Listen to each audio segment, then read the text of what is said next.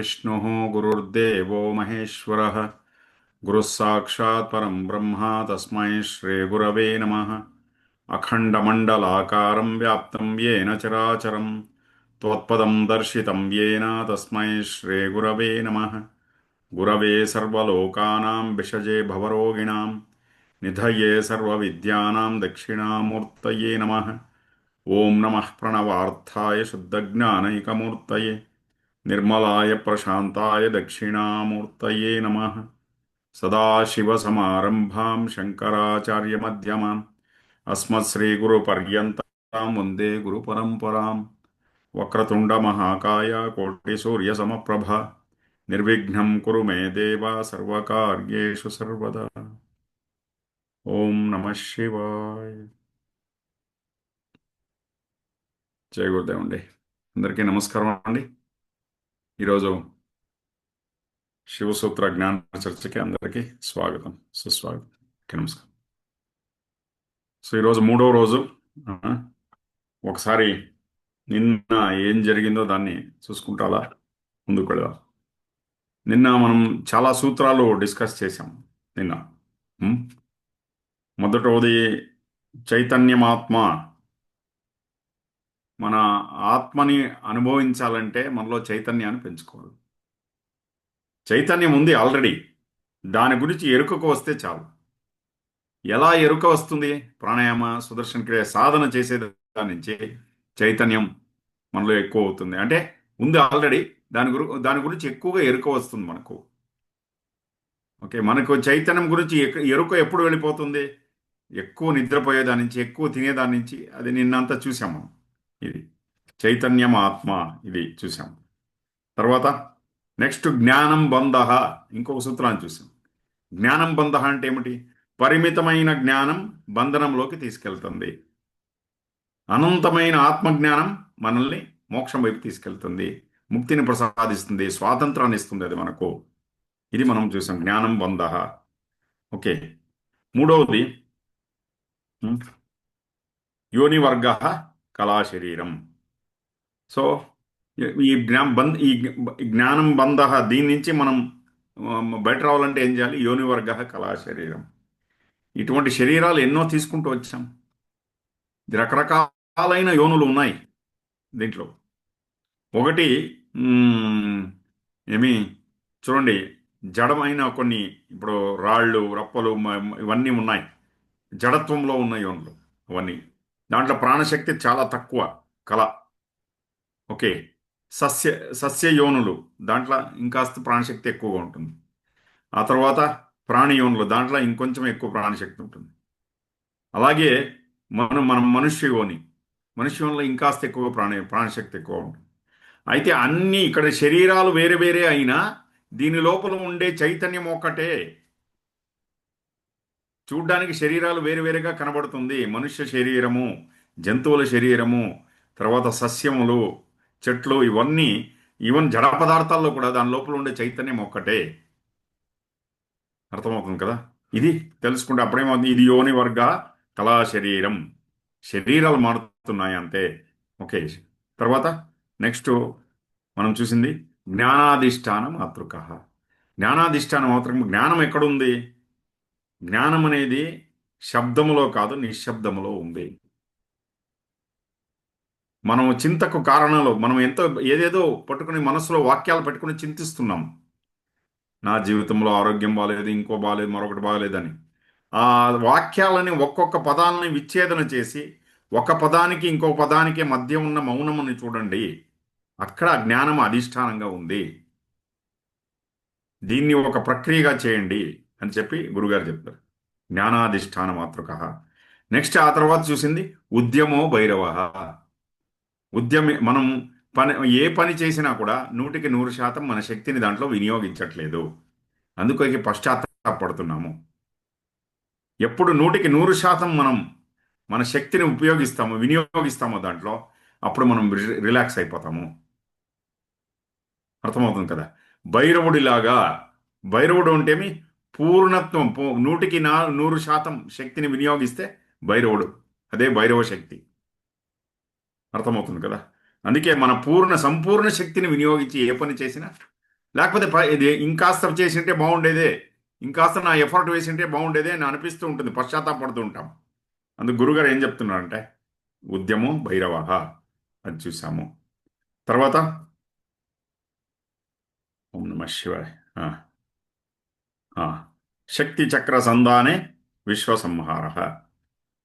ఆ నెక్స్ట్ ఏంటి, మన శరీరంలో అక్కడక్కడ ఈ చక్రాల్లో ఉన్నాయి కదా, ఈ శక్తి కేంద్రముల్లో మనం ఒత్తిడి ఎక్కువైపోయినప్పుడు, మన టెన్షన్ ఎక్కువైనప్పుడు అప్పుడేమవుతుందంటే ఒక్కొక్క చక్రము కూడా అక్కడ మన శక్తి సరాగంగా మూమెంట్ కాదు అది.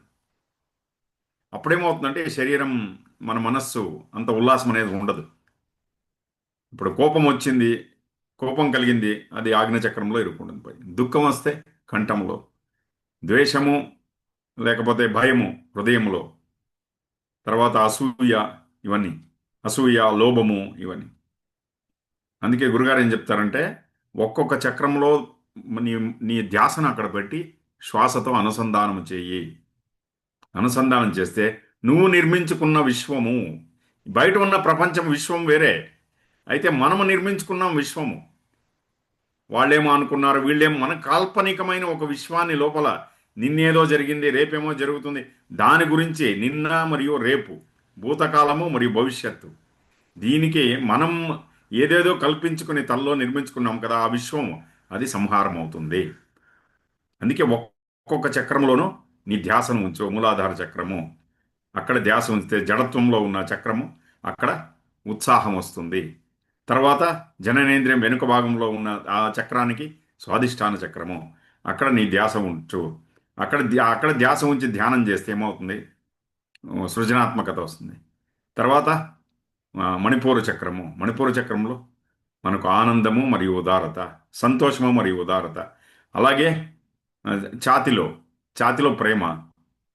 ఓకే, అలాగే కంఠములో కృతజ్ఞత. ఎప్పుడు కృతజ్ఞత ఉంటుందో అప్పుడు ఆ ఎరుక ఇక్కడ ఉమ్, ఒక్కడే. తర్వాత సహస్రానంలో ఆనందం. ఇది మంచి భావనలు కలుగుతాయి, ఆ, చెడు భావనలు కూడా కలుగుతాయి. స- శక్తి పైకి సంచారమైనప్పుడు మంచి భావనలుగా ప్రకటమవుతాయి. శక్తి కిందకి పడిపోతూ ఉన్నప్పుడు దానికి నకారాత్మకమైన భావన. ఇప్పుడు పైకి పోయిన శక్తి ఈ ఆగ్నేయ చక్రంలోకి పడింది అనుకోండి, అప్పుడు కోపం.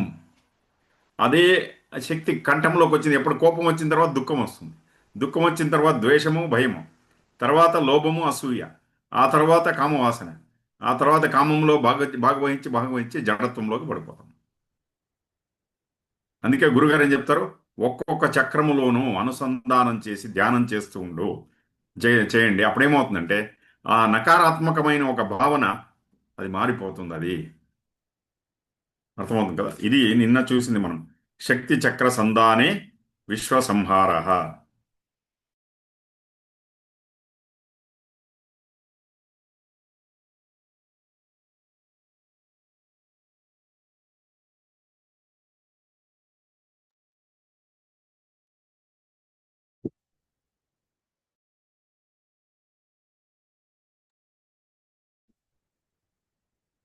కనెక్ట్ అవుతారు ఒక 2 నిమిషాలు. వినబడుతుందా?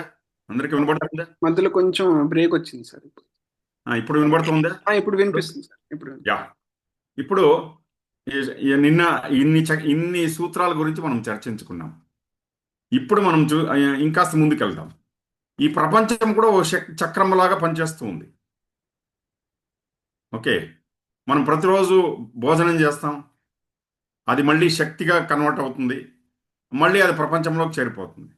పంచభూతాల నుంచి వచ్చింది ఈ శక్తి, ఇది ఒక చక్రంలాగా తిరుగుతూ ఉంది. అలాగే ఆ, సముద్రం నీరు నీరు ఆవిరైతుంది, ఆ తర్వాత వానలా కురుస్తుంది అనమాట.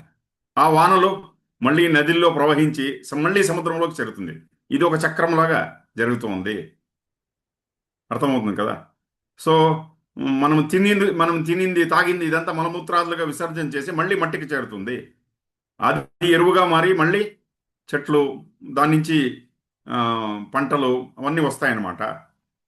మళ్ళీ మనం ఆ ధాన్యాలని తింటాం, మళ్ళీ అది మట్టికి పోతుంది. ఈ శరీరం పంచభూతాల నుంచి నిర్మాణమైంది. ఇది కూడా పునరావర్తన జరుగుతుంది, ఒక సర్కిల్ లాగా జరుగుతోంది. ఓకే, మనం పీల్చే గాలి ఓకే, అది చెట్ల నుంచి వస్తుంది. మనం వదిలే గాలి మళ్ళీ చెట్లు దాన్ని వాడుతున్నాయి. ఇది ఒక సర్కిల్. అర్థమవుతుంది కదా. అలాగే మనము ఈ శరీరం తీసుకున్నాం. ఈ శరీరం 50-60 సంవత్సరాలు ఉంటాం. ఈ శరీరం ఆ తర్వాత ఈ శరీరాన్ని వదిలేస్తాం. వదిలేసిన తర్వాత లోపల ఉన్న చైతన్యం అది ఇంకొక శరీరంలోకి వెళుతుంది. మళ్ళీ అది కూడా రీసైకిల్ అవుతుంది. శరీరాలు కొత్తదే తప్ప దాని లోపల ఉండే చైతన్యము మనస్సు ఇది పాతదే. ఇది ఇంకొక శరీరాన్ని తీసుకుంటూ ఇంకొక ఒక ఒక ఒక జన్మలో మగవాడిగా పుట్టాం, ఇంకో జన్మలో ఆడవాడిగా పుడతాం. ఓకే, ఇప్పుడు చూడండి, ఎలక పిల్లిలాగా పుడుతుంది. పిల్లి అంటే భయం. ఎవరి మీద భయము ప్రేమ ఉంటే ఆ జన్మ తీసుకుంటాం నెక్స్ట్ జన్మలో. కృష్ణుడు భగవద్గీతలో చెప్తాడు, నువ్వు చివరి దశలో ఎవరి మీద ఎక్కువ ప్రేమ పెట్టుకుంటావో, ఎవరి మీద భయం పెట్టుకుంటావో, ద్వేషం పెట్టుకుంటావో వాళ్ళ ఇంట్లోనే పుడతావని. అర్థమవుతుంది కదా.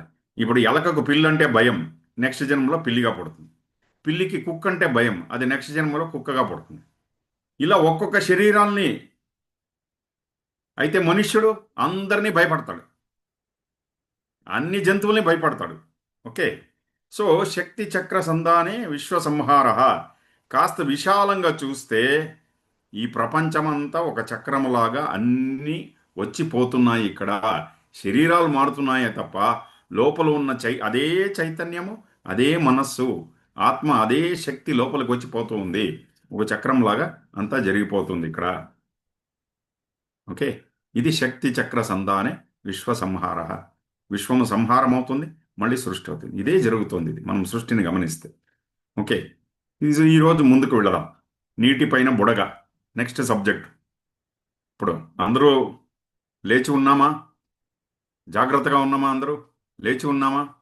ఆ, ఒకసారి మనం ఓం నమ శివాయ. ఆ, అందరూ లేచి ఉన్నామా? జాగ్రత్తగా ఉన్నామా అందరూ? లేకపోతే కలలు కంటున్నామా? ఇది గురుగారు అడుగుతున్నారు. మనం ఎరుక ఎరుక స్థితిలో ఉన్నామా, లేకపోతే నిద్రపోతున్నామా? ఎన్నోసార్లు జాగ్రత్తగా ఉన్నామా, నిద్రపోతున్నామా అనేది తెలియదు. కళ్ళు తెరిచి కూడా మనం కలలు కంటూ ఉంటాం. కళ్ళు తెరిచి కూడా కలలు కంటూ ఉంటాం మనం. ఇదే ఇక్కడ మనకు వచ్చిన చిక్కు. ఇక్కడ చిన్నపిల్లల్ని చూడండి, బాగా నిద్రపోతూ ఉంటారు. ఒక మూమెంట్లో సడన్గా లేచి ఓ అని ఏడవడం మొదలెడతారు. ఏమంటే కలలో కుక్క తరుముకుంది, ఆ భయానికి వాడు నేర్చుకున్నా. కుక్క తరిమింది ఎక్కడ?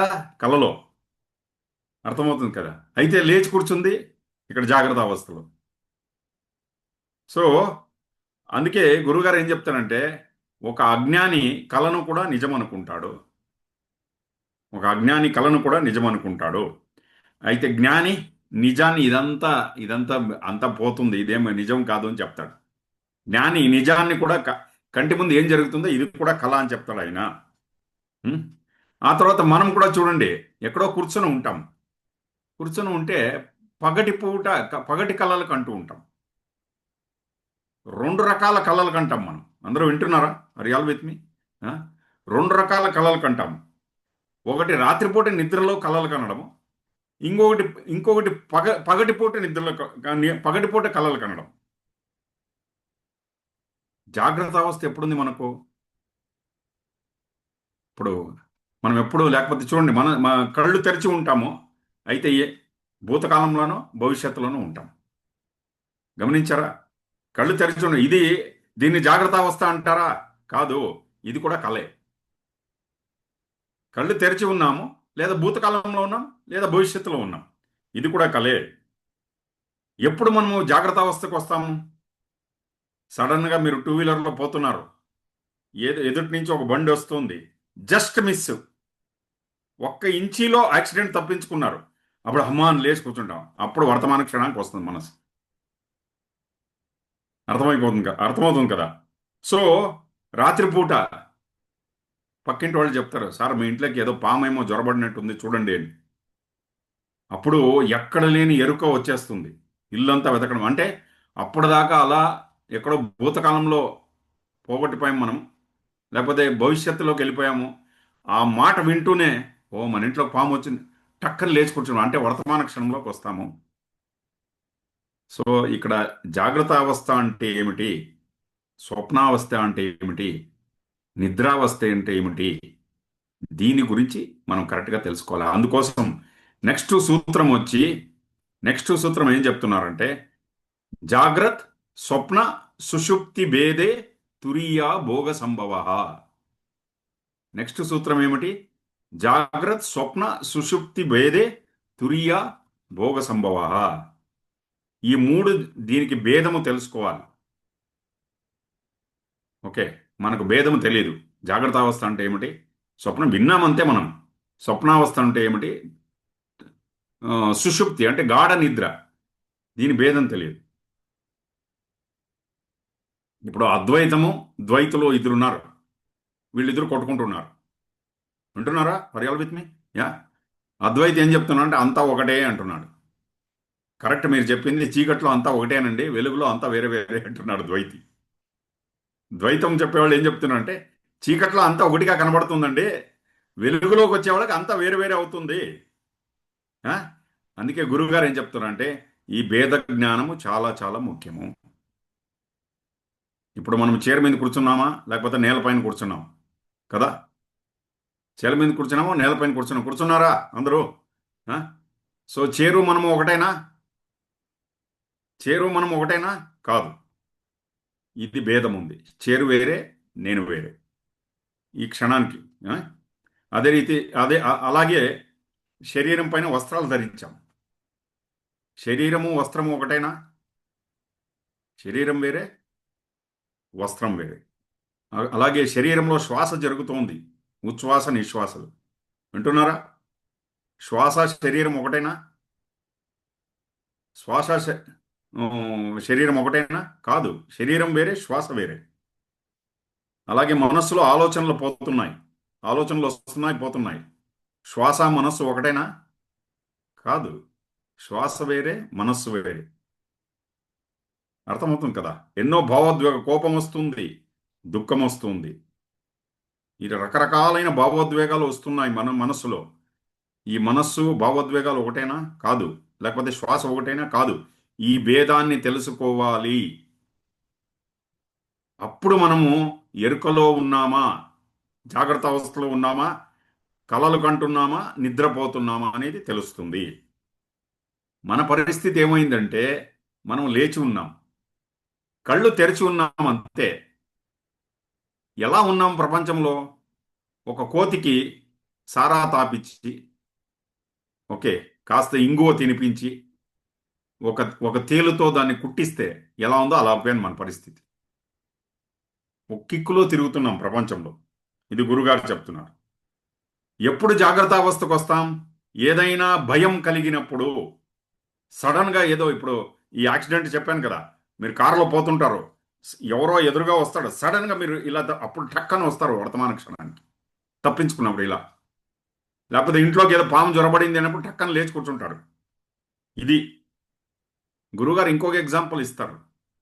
ఫస్ట్ టైం సైకిల్ తొక్కినప్పుడు ఎంత అవేర్నెస్తో తొక్కారో చూసారా? రోడ్డు పైన చిన్న చిన్న రాయిని కూడా గమనిస్తూ పోయాం. ఎక్కడ పడిపోతామనే భయం.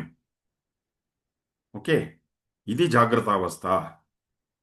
సో మనకి జాగ్రత్త అవస్థ, స్వప్నావస్థ, సుషుప్తి. అయితే సుషుప్తి అంటే ఏమిటి? గాఢ నిద్ర. దీని మూడిటి భేదం తెలుసుకోవాలి మనము. లేకపోతే మనం ఏం చేస్తామంటే, మనం ఏం తింటున్నామో మనకు తెలియదు. ఇంట్లో పాపం బాగా మంచి ఏదైనా దోశలు చేసి పెడతారు, తినేసి వెళ్ళిపోయి మళ్ళీ మా ఫోన్లో అడిగి, ఏం టిఫిన్ వండావు ఈరోజు అని అడుగుతారు. అటువంటి మహానుభావులు ఉన్నారు. తినేటప్పుడు ఏదో ఫోన్లో మాట్లాడుకుంటూ తినేసి, అది ఎరుకలేదు అటువంటి పరిస్థితి. ఓకే, ఈ జాగ్రత్త స్వప్న సుషుప్తి, జాగ్రత్త అవస్థ, స్వప్నావస్థ, గాఢ నిద్ర, దీని మూడిటికి భేదాన్ని, ఆ భేదము కనుక్కున్నప్పుడే నాలుగవ స్థితి మనకు అనుభవానికి వస్తుంది. దాన్ని నాలుగవ స్థితిని ఏమంటారంటే తురీయావస్థ అంటారు. దాన్ని ఏమంటారు? తురీయావస్థ. ఓకే, ఇది కనబడుతుంది. దానికి పేరు లేదు యాక్చువల్లీ, పేరు ఇచ్చారు, ఒక తురీయానో ఒక అవస్థ పేరు ఇచ్చాము. ఏమిటి ఇది తురీయావస్థ? లోతైన ధ్యానము. వింటున్నారా అందరూ? Are with me? It is you know చాలా లోతైన ధ్యానమునే తురీయావస్థ అంటుంటారు. లోతైన ధ్యానములో మన మనస్సు ఏ స్థితిలో ఉంటుంది? చుట్టూ ఏం జరుగుతుందో అన్నీ తెలుస్తూ ఉంటుంది. కరెక్టా? అయితే గాఢమైన విశ్రాంతి కలుగుతుంది. చుట్టూ ఏం జరుగుతుందో జాగరూకత ఉంటుంది. అయితే నిద్రలో ఉన్నప్పుడు ఎలాంటి విశ్రాంతి కలుగుతుందో అలాంటి విశ్రాంతి కలుగుతుంది. అది జాగ్రత్తావస్థ కాదు, స్వప్నావస్థ కాదు, గాఢ నిద్ర కూడా కాదు. ధ్యా అందుకే ధ్యానం చేసేటప్పుడు మనం ఈ మూడు అవస్థల్ని మనం అనుభవిస్తాం. మనస్సు జాగ్రత్తగా ఉంది, ఆలోచనలు స్వప్నాలు వచ్చిపోతున్నాయి, అది కూడా చూస్తూ ఉన్నాము. అలాగే లోతైన విశ్రాంతి కూడా కలుగుతూ ఉంది. ఇది మూడు జరుగుతూ ఉంది, ఎరుక ఉంది. దీన్ని ఏమంటారంటే తురీయ అవస్థ. లోతైన ధ్యానములో దీన్ని మనం అనుభవిస్తాము. అంటే మనం స్వప్నావస్థనూ లేదు, గాఢమైన నిద్రనూ లేదు, జాగ్రత్త జాగ్రత్త జాగ్రత్త కూడా ఉంది. అప్పుడు ఆ సమాధి అది అభ్యాసం జరిగేటప్పుడు ఇది జరుగుతుంది. అప్పుడు ఎటువంటి చింతలు ఉండదు, అన్నిటి నుంచి ముక్తం. చూడండి, అందుకే ధ్యానం చేసిన తర్వాత మనస్సు ఎంత ప్రశాంతంగా అయిపోతుంది. ఇది తుర్యావస్థ. ఉం? అందుకే మీరు ఒక్కొక్కసారి చూడండి, వింటున్నారా అందరూ? ఆర్ యు ఆల్ విత్ మీ? ఒక్కొక్కసారి రాత్రి మనం రాత్రంతా నిద్రపోయి పొద్దున్నే లేచి బెడ్ పైన కూర్చుంటారు చూడండి. కూర్చున్న వెంటనే అలాగే కళ్ళు మూసుకొని కూర్చోండి కాసేపు. పొద్దున్నే లేచిన వెంటనే ఇమీడియట్లీ కిందికి దిగేది వద్దు. బెడ్ మీద కూర్చుని అలాగే కళ్ళు మూసుకుని కాసేపు ధ్యానించండి. ఎందుకంటే నిద్రకి ధ్యానానికి పెద్ద డిఫరెన్స్ ఏం లేదు. నిద్రలో లోతైన విశ్రాంతి కలుగుతుంది, అయితే బయట ప్రపంచం యొక్క ఎరుక లేదు. అయితే ధ్యానములో లోతైన విశ్రాంతి కలుగుతుంది, అయితే బయట ప్రపంచం యొక్క ఎరుక వస్తుంది, ఎరుక ఉంటుంది మనకు. ఇది ఈ రెండు డిఫరెన్స్ అన్నమాట. అర్థమవుతుంది కదా? అందుకు ఇప్పుడు మనం చూసింది జాగ్రత్త, స్వప్న, సుషుప్తి. దీని మూడిటికి భేదము తెలుసుకో. తురియావస్థ గురించి నీకు అనుభవం వస్తుంది. దాన్ని అనుభవించవచ్చు, బాగా దాన్ని భోగించవచ్చు. వేదే తురియా భోగ సంభవ. ఆ సమాధి స్థితిని మనం అనుభవించవచ్చు లోతైన ధ్యానములో. సుదర్శన క్రియ అయిన తర్వాత మనం పడుకుంటాం చూడండి, అప్పుడు కూడా ఇదే స్థితిలో ఉంటాం మనము. గమనించారా? చూడండి, అప్పుడు కూడా ఇదే స్థితిలో ఉంటాము. ఇది ఈ సూత్రము. జాగ్రత్త, స్వప్న, సుషుప్తిర్భేదే తురీయ భోగ సంభవ. నెక్స్ట్ సూత్రం వచ్చి జ్ఞానం జాగ్రత్త. నెక్స్ట్ సూత్రం అంటే ఏమిటి? జ్ఞానం జాగ్రత్త. జాగ్రత్త అంటే ఏమిటి? బయట ప్రపంచం యొక్క జ్ఞానం కలుగుట. ఎంతో ఎంతో మందికి మనలో బయట ప్రపంచం యొక్క జ్ఞానం లేదు. కళ్ళు తెరిచి ఉంటారు, అక్కపక్కన ఏమవుతుందో తెలీదు, మనస్సు ఎక్కడో ఉంటుంది. అటువంటి స్థితిని జాగ్రత్త అవస్థ అనగలమా? అనగలమా మనం? అనలేము. మనం కళ్ళు తెరిచి ఉన్నాం. సో జ్ఞానం ఎప్పుడు జాగ్రత్త అవుతుందంటే ఎప్పుడు మన మనస్సు. అందుకే live in the present moment అనే పాయింట్ ఇక్కడ వచ్చింది చూడండి. గురుగారు చెప్పారు, వర్తమాన క్షణంలో జీవించు అంటే జాగ్రత్త అవస్థలో ఉన్నామని. లేకపోతే కళ్ళు తెరిచి నిద్రపోతున్నాము, కళ్ళు తెరిచి స్వప్నావస్థలో ఉన్నాము. స్వప్నావస్థ అంటే నిద్రపోయేటప్పుడు మాత్రమే కాదు స్వప్నావస్థ. కళ్ళు తెరిచి స్వప్నావస్థలో, భూతకాలంలో ఉన్నా భవిష్యత్తులో ఉన్నా అది స్వప్నావస్థే. ఇది నెక్స్ట్ సూత్రం, జ్ఞానం జాగ్రత్త. ఆ తర్వాత ఇంకొక సూత్రం గురించి చెప్తున్నారు గురుగారు. స్వప్నో వికల్ప. స్వప్నో వికల్ప. స్వప్నములు ఏం జరుగుతుంది? వికల్పము. బయట ఏం జరుగుతుందో బయట ఏం జరుగుతుందో అదన్నీ తెలుస్తూ ఉంది. ధ్యానములో ఆలోచనలు వచ్చిపోతున్నాయి. ఓకే. తర్వాత లోతైన విశ్రాంతి కలుగుతోంది. ఇది మూడు జరుగుతుందంటే జాగ్రత్త, స్వప్న, సుషుప్తిర్. దీనికి అతీతంగా ఇంకేదో ఒకటి జరుగుతుంది, అదే తురీయావస్థ. ఆ తురీయం అనే దాన్ని భోగం, ఆ భోగం అనేది కలుగుతుంది. భోగ సంభవ ఇక్కడ చెప్తున్నాడు. జాగ్రత్త, స్వప్న, సుషుప్తిర్ భేదే తురీయ భోగ సంభవ. ఇది తెలుస్తుంది. ఓకే. సో ఇది మన జీవనం అనేది వింటున్నారు అందరూ? Real with me? యా. మన జీవనం అనేది ఒక దీర్ఘమైన నిద్ర. అది ఎప్పుడూ మనం లేచి ఉన్నా నిద్రపోతున్నాం. మనం నిద్రపోయేటప్పుడు అటువైపు ఇటువైపు తిరుక్కుంటూ ఉంటాం. మనం పొద్దున్నే 5 గంటలకు లేయాలని అలారం పెట్టుకుంటాం. అలారం పెట్టుకుని అది కొట్టినప్పుడంతా ఒకసారి దాని తల మీద కొడుతూ కొడుతూ కొడుతూ 7:30 8 అయిపోతుంది. జీవితంలో కూడా అలాగే నిద్రపోతూ ఉంటాం. ఈ నిద్ర ఒక లక్షణం ఏమి అంటే అవివేకం. నిద్రలో వివేకం పనిచేయదు. ఏది మంచి ఏది చెడు అనేది పనిచేయదు నిద్రలో. అర్థమవుతుంది కదా. అందుకే ఇక్కడ ఇంకొక సూత్రం చెప్తున్నారు గురువుగారు. ఈ నెక్స్ట్ సూత్రం ఏమంటే అవివేకో మాయా సౌషుప్తి. వినబడుతుంది కదా. ఆ? ఒక్కొక్కసారి అలా అలా స్టాప్ అయినట్టు అనిపిస్తుంది. అవివేకో మాయా సౌషుప్తి. నిద్రలో కొత్తగా నేర్చుకోవడానికి ఏం ఉండదు. అక్కడ లోతైన విశ్రాంతి తప్ప ఇంకేం ఉండదు. అక్కడ జ్ఞానం కూడా అభావమే. అక్కడ జ్ఞానం కూడా ఉండదు. ఓకే.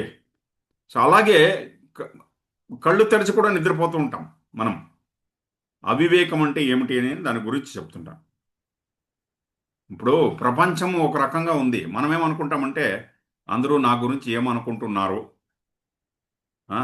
నా మాన అపమానాలు, అక్కడ పోతే వాళ్ళు నన్ను సరిగ్గా రెస్పెక్ట్ చేయలేదు, అపమానాలు, దీని గురించి ఒక ఎగ్జాంపుల్ చెప్తారు గురుగారు. ఒక ఒక లేడీ, అంటే ఒక మహిళ ఆశ్రమానికి వచ్చేవారు. ఆశ్రమానికి వస్తున్నప్పుడు ఆమె గురువుగారికి దగ్గర చెప్పేది ఏమంటే, నా కొడుకు చాలా మంచివాడు, నా కొడుకు నేను గీసిన గీటు దాటడు వాడు, నేనేం చెప్తే అది వింటాడు అని చెప్పి చెప్తుండే. ఇలా కాలం గడిచినప్పుడు అతను ఏం చేశాడంటే ఒక ఇంటర్ కాస్ట్ ఒక వేరే అమ్మాయిని పెళ్లి చేసుకున్నాడు. పెళ్లి చేసుకుంటే ఆమెకు పెద్ద షాక్ అయిపోయింది. ఎందుకంటే ప్రపంచమంతా చెప్పుకొచ్చింది నా కొడుకు చాలా మంచివాడు, నేను గీసిన గీటు దాటడు, చాలా మంచివాడు అని చెప్పుకొచ్చింది. ఇక్కడ చూస్తే అతను స్ట్రక్ అవుతుందా? స్ట్రక్ లేదు కదా, వినబడుతుంది కదా. సో ఇక్కడ చూస్తే ఏమైంది, అతను వేరే పెళ్లి చేసుకుని వెళ్ళిపోయాడు. ఆమెకేమనిపించింది, నా మర్యాద పోయింది, నా కుల గౌరవం పోయింది, ఉం? నా మర్యాద పోయింది, మానం పోయింది, అంతా పోయింది అని ఏడుస్తూ ఒక రోజు కాదు, 2 రోజులు కాదు, దాదాపు 2 సంవత్సరాలు ఇంట్లోనే ఒక రూమ్లో ఉండిపోయింది. ఆమె బయట రాలేదు. వేరే వాళ్ళు నా గురించి ఏమనుకుంటారో. 2 సంవత్సరాల తర్వాత బయట వచ్చింది. బయట వచ్చిన తర్వాత మళ్ళీ గురుగారి దగ్గరికి పోతే గురుగారు అడిగారు, ఏమ్మా ఇన్ని సంవత్సరాలు ఇక్కడ అంటే, గురూజీ ఇలా అయిపోయింది, ఎవరేమనుకుంటారో అని బాధపడి నా మానం మర్యాద అంతా పోతుంది అని చెప్పి బయట రాలేదంటే గురుగారు అడిగారు, నీ గురించి ఆలోచించడానికి టైం ఎవరికుంది? నువ్వు ఒక భ్రమలో బతుకుతున్నావు, ఒక అవివేకంలో బతుకుతున్నావు, ఒక మాయలో బతుకుతున్నావు, చాలా నిద్రలో బతుకుతున్నావు, సుషుప్తిలో బతుకుతున్నావు. నీ గురించి ఆలోచించడానికి సమయం ఎక్కడుంది? ఇంకొకరు నీ గురించి మాట్లాడుకోవడానికి వాళ్ళకి టైం ఎక్కడుంది? ఆ? అయితే మనం అనుకునేది ఏమి, వేరే వాళ్ళు నా గురించి ఏమనుకుంటారు, ఇది మాయ, ఇది అవివేకం. అవివేకో మాయ సౌషుప్తి.